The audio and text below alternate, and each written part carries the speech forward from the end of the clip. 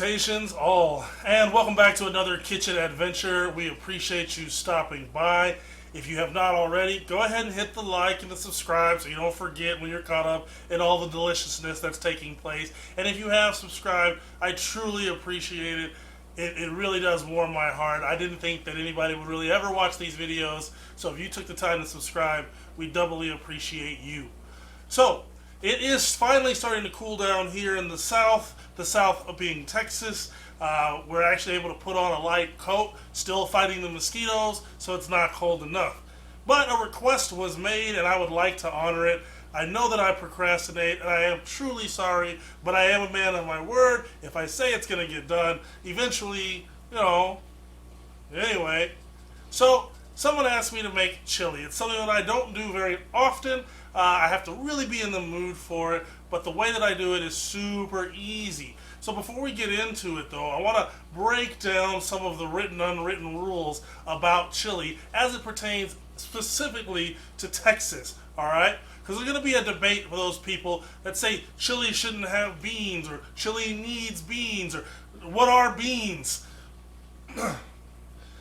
So typically you'll find one of two types of chili. You have what is considered a cowboy chili, which is the chili that you will typically find your chunks of tomato, your pinto beans, kidney beans, whatever kind of beans or legumes that you choose to use. And then you have just chili. I know that doesn't make a lot of sense. It's all chili. It's like saying, I want a pop or a Coke. And then you're like, well, what flavor Coke do you want? I want a Sprite, which is not a Coke.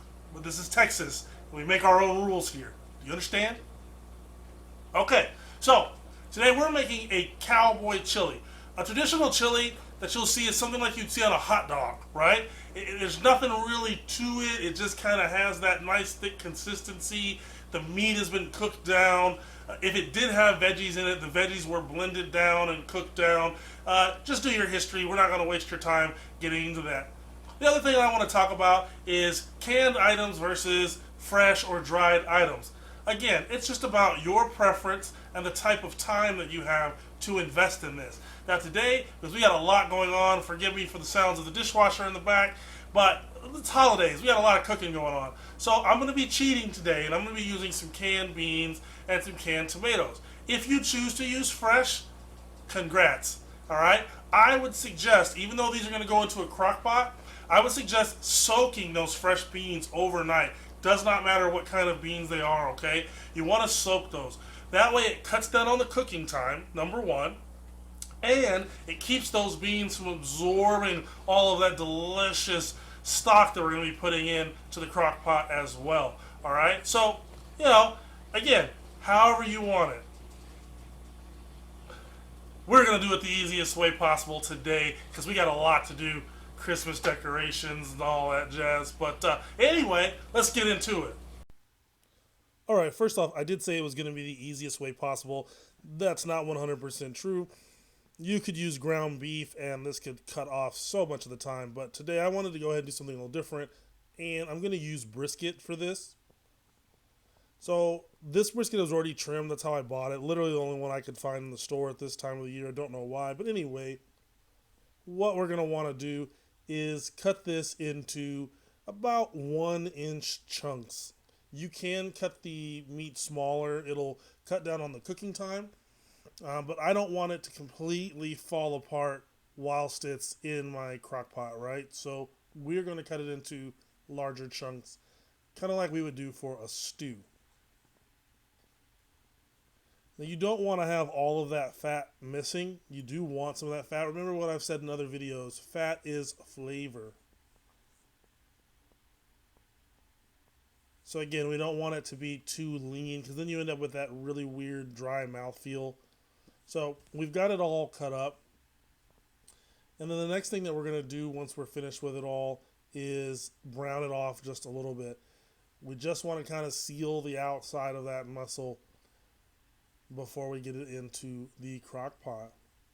And again, normally when I do it with ground beef, and then it's just a matter of getting everything brought up to temp and letting those flavors culminate into one delicious meal.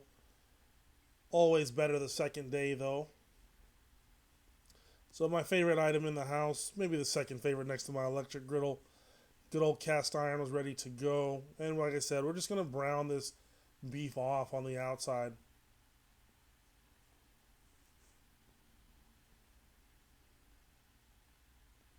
So while we're getting that loaded up, I'm also pulling out my veggies for this. Everything will be down in the ingredient list there in the comments for you guys.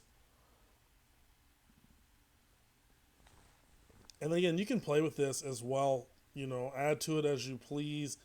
I like mine to have a little bit of heat, not too much, but you know, just enough to warm your belly up there. So we got the first rounds of the beef out, getting that into the crock pot there. I've been playing with this camera angles thing and editing, so bear with me as we get into it. All right, so we got our meat in, and I'm gonna get started with my veggies. So there's my first onion here, and again, you know, you're gonna want to cut this down to however you like it. If you like big chunks, if you're an extra onion lover, cool. I always top mine with a little green onion at the end when I'm eating it, little cheese, things like that. I typically will serve my chili with cornbread. If you prefer crackers, hey, you know, no judgment. We are what we eat. Sometimes I even throw in goldfish just for the added zestiness of it all. I don't know. But alright, so starting with my onion, I'm going to do a small dice on my onion. Remember to keep those fingers tucked in if you plan on keeping them. And no, you don't have to wear gloves. As I stated before, I'm a little weird about things touching me. So I typically wear gloves even when I'm at the house. Alright, I got my poblano there.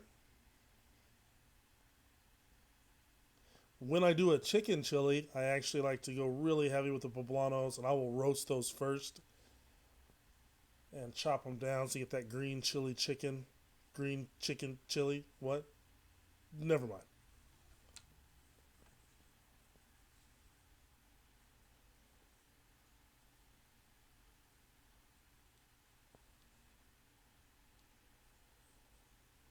Nothing fancy, just a quick chop on these. You gotta do that MTV Cribs speed up. For the youth, MTV is a channel that used to actually play music. It's actually the music television. And then they started this show called Cribs where wealthy people would show you houses that they allegedly owned so you could also be jealous. And then they would do this really fast walk thing when they first entered the house. But anyway, all right, so we're going with the bell pepper. You see how I like to slice my bell pepper and do the roll there? I feel like you get a lot less waste. You can get as much as possible. Then you can trim the tops and get all of your money's worth.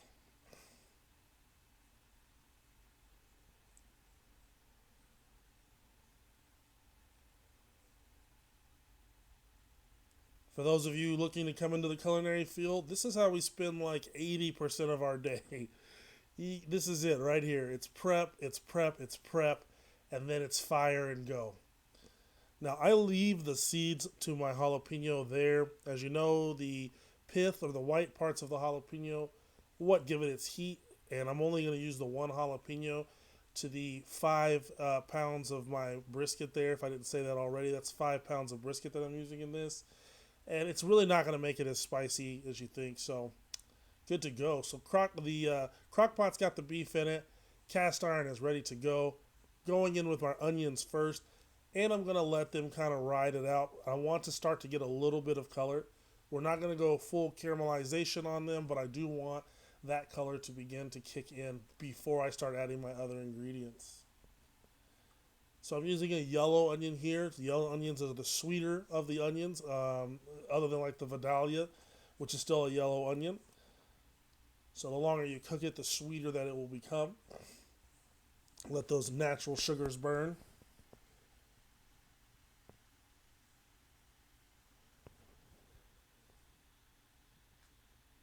Guess we really shouldn't have a lot of dead air, huh? Is that like a rule? Ron Burgundy would know.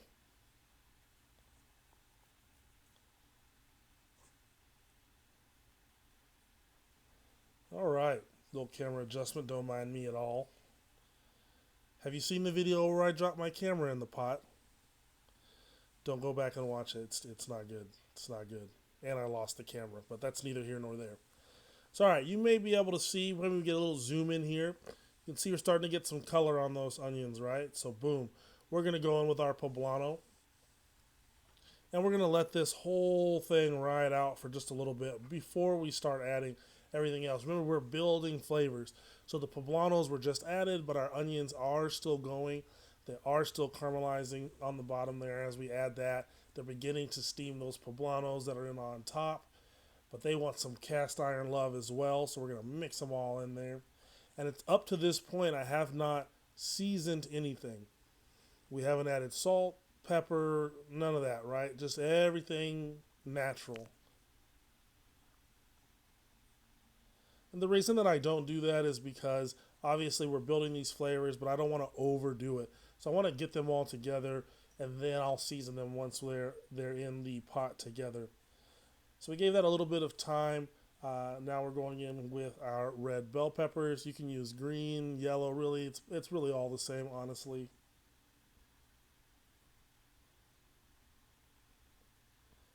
And once again, we're going to let that ride a little bit, all right?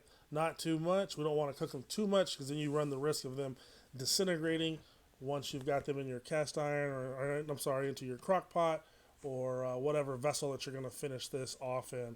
So you don't want to go too far. You just want enough to really start to release those flavors. Note as well, something I forget every time that I am using them. If you throw jalapenos or peppers of any type into a hot pan, be prepared for a massive coughing fit to occur. I think it had me going for like a solid 3 minutes, but the sacrifices we make, right? All right, so got that stuff done and cooked. Let's get it in on our cast iron here. No, this is not a very exciting shot. So sorry, so sorry. Look, magic, magic. We've traveled through time.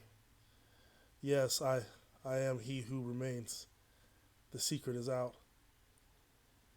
When I'm not protecting the timeline, I'm making mediocre YouTube cooking tutorials. But it's all in the name of the good of the people.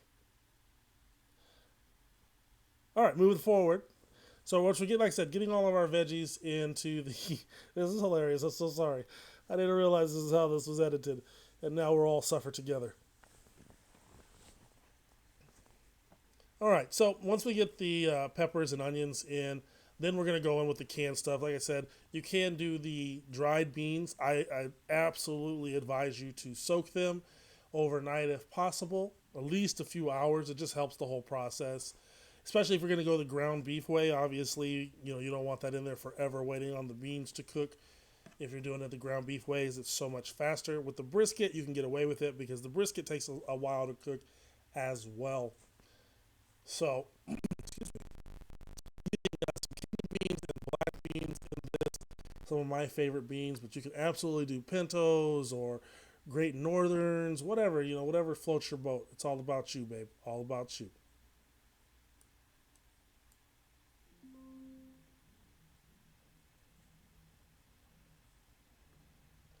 All right, canned tomatoes going in the as well. Noticing that I left the juice of everything in there just adds to the liquid volume.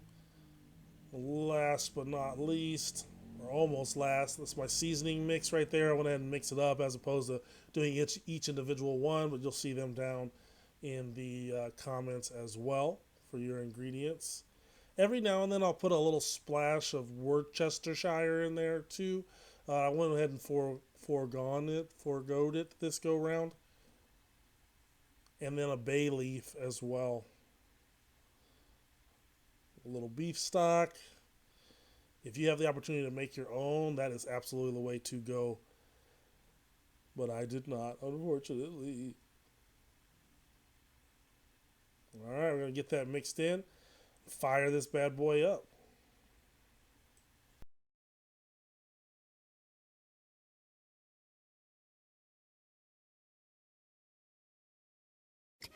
Six and a half hours later.